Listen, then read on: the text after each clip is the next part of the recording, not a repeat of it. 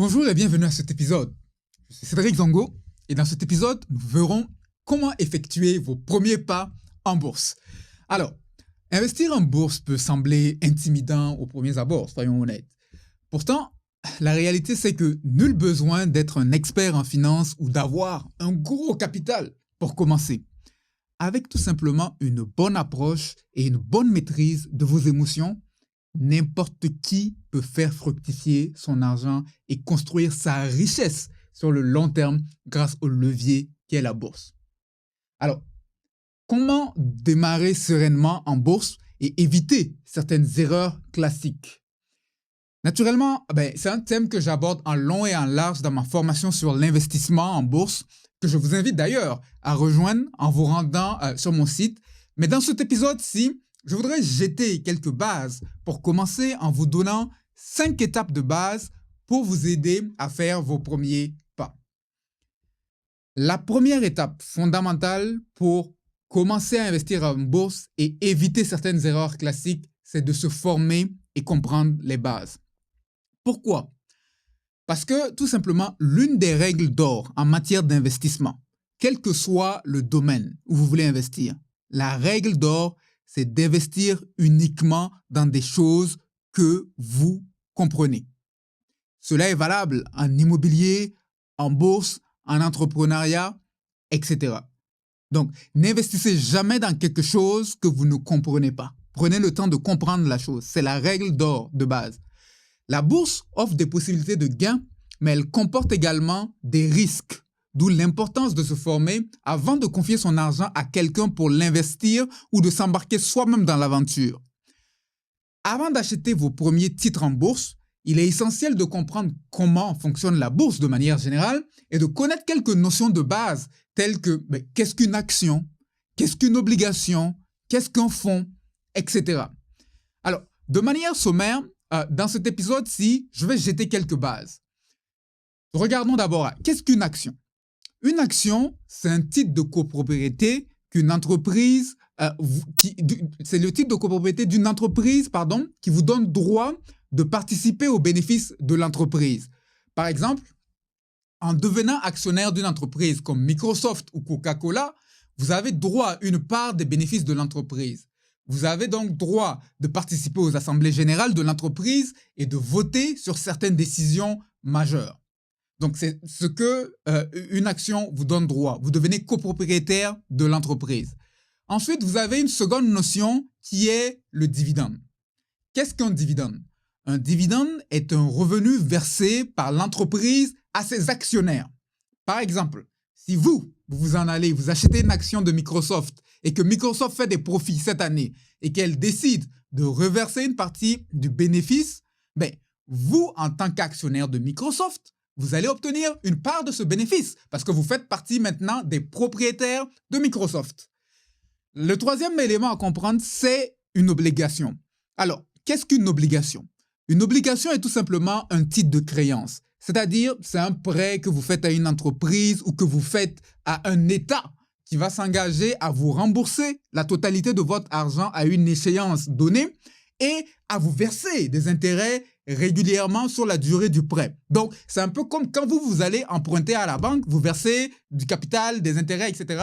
Mais dans le cas de l'obligation, c'est vous qui prêtez à l'entreprise ou qui prêtez à un gouvernement, à un État qui va vous rembourser votre capital et va vous rembourser des intérêts également.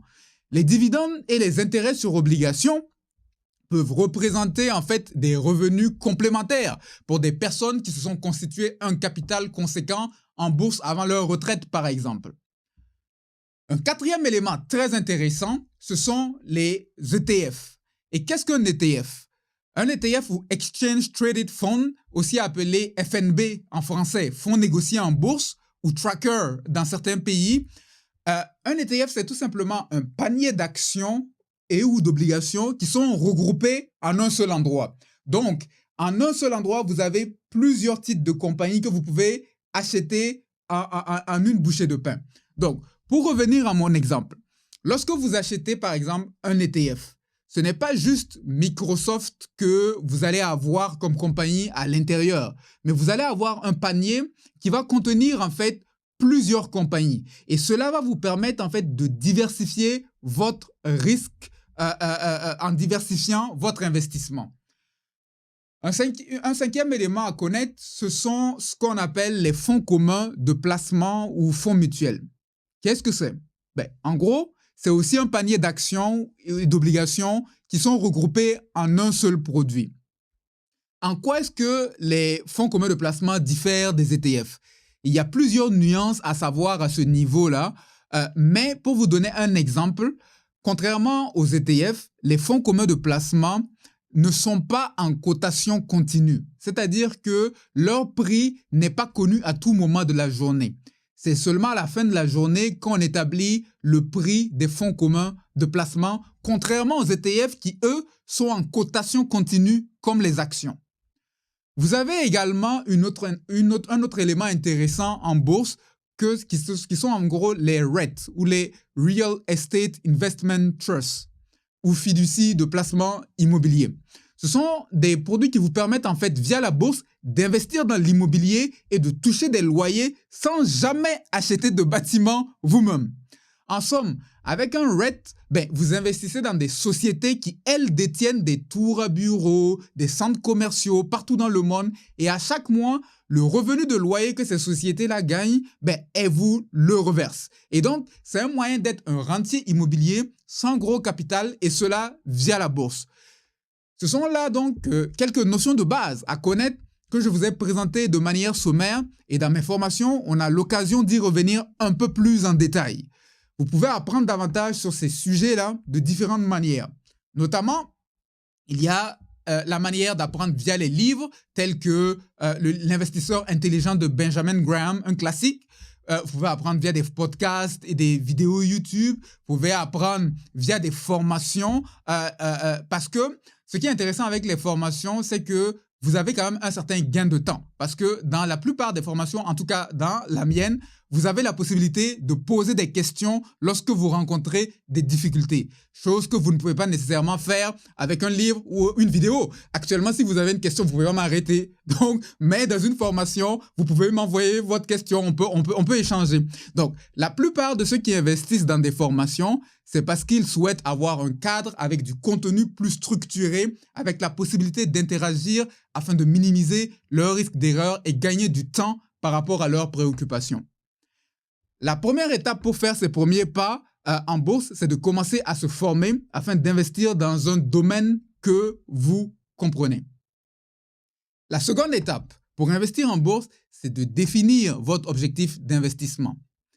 Avant d'acheter quoi que ce soit, posez-vous la question à savoir pourquoi est-ce que vous voulez investir. Est-ce que vous voulez investir pour votre retraite ou pour financer les études de vos enfants ou encore pour accroître votre patrimoine, créer de la richesse à long terme et être financièrement plus libre? Quel est l'objectif pour lequel vous investissez? Et définir son objectif, c'est important parce que à chaque objectif est associé un horizon de temps et une stratégie de placement à adopter. Plus votre objectif va être lointain dans le temps, plus vous pouvez prendre des risques et investir sur des actions qui sont un peu plus dynamiques. Donc, c'est important de savoir quel est l'objectif que vous avez. La troisième étape, c'est de choisir une bonne plateforme d'investissement.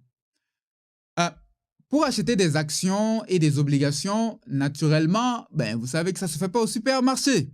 Ça se fait en ouvrant un compte d'investissement, aussi appelé compte titre, par exemple, en Europe ou en Afrique, auprès de ce que l'on appelle un courtier ou une société de gestion et d'intermédiation. Il existe plusieurs plateformes, c'est-à-dire plusieurs courtiers en ligne à partir desquels vous pouvez acheter des actions et des ETF. Vous pouvez magasiner quelques courtiers et choisir celui qui vous convient le plus. Mais voici quelques exemples de courtiers populaires. En Amérique du Nord, particulièrement au Canada, vous avez des courtiers comme Wealthsimple, Questrade et toutes les grandes banques canadiennes ont des sociétés de courtage où vous pouvez ouvrir un compte d'investissement. Si vous êtes plus du côté de l'Europe, vous avez des plateformes populaires telles que Trade Republic, Boursorama, des giros en fonction des pays. En Afrique, particulièrement de l'Ouest, il existe plusieurs sociétés autorisées par les autorités de régulation, en fait, qui vous permettent d'investir en bourse, où vous pouvez ouvrir des comptes pour investir en bourse. Et vous pouvez retrouver ces sociétés-là sur le site de la BRVM, de la Bourse régionale des valeurs mobilières. Et ce ne sont là que quelques exemples. Donc, par conséquent, c'est toujours important de faire vos recherches et d'identifier celle qui vous convient le mieux. La quatrième étape, c'est de construire votre premier portefeuille en choisissant des titres, c'est-à-dire des actions, des obligations, des fonds qui vous permettent d'atteindre vos objectifs. Un bon portefeuille est diversifié et repose sur votre tolérance au risque et vos objectifs.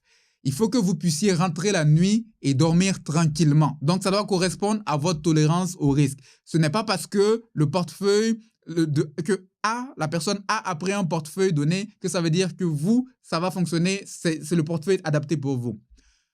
La cinquième étape, c'est d'investir régulièrement et surtout de ne pas stresser. La clé du succès en bourse n'est pas de trouver le bon moment pour investir. Certaines personnes pensent qu'il faut attendre la prochaine crise pour investir, mais la clé, c'est d'être régulier dans vos investissements. C'est ce que l'on appelle la méthode du DCA, le Dollar Cost Averaging, ou en français, la méthode des achats périodiques par somme fixe. Vous allez remarquer que dans le milieu de l'investissement, la plupart des sigles sont en anglais parce que le milieu anglophone domine un peu plus ce volet-là. Ils sont beaucoup plus présents sur ce volet-là. Alors, le DCA, le Dollar Cost Averaging, consiste en fait à investir chaque mois la même somme, peu importe si le marché monte ou que le marché descende. Donc, historiquement, on a tendance à avoir une tangente haussière sur des horizons de long terme. Et la méthode du DCA, en fait, consiste à rester investi bon an, mal an, afin de lisser votre coût moyen dans le temps. Alors, investir en bourse, ce n'est pas quelque chose qui est réservé aux experts ni aux millionnaires. Avec un peu de formation, une approche prudente et une vision long terme, tout le monde peut bâtir un capital et parvenir à la liberté financière. Par conséquent, n'attendez plus. Commencez premièrement par vous éduquer sur le sujet. Deuxièmement, définissez votre objectif d'investissement. Troisièmement, choisissez une plateforme. Quatrièmement, constituez votre premier portefeuille. Et cinquièmement, pratiquez le DCA. Votre futur vous remerciera. J'espère que ce contenu vous aura été utile. Pour plus de ressources, rendez-vous à l'adresse qui apparaît à l'écran. C'était Cédric Zongo et passez une agréable suite de journée.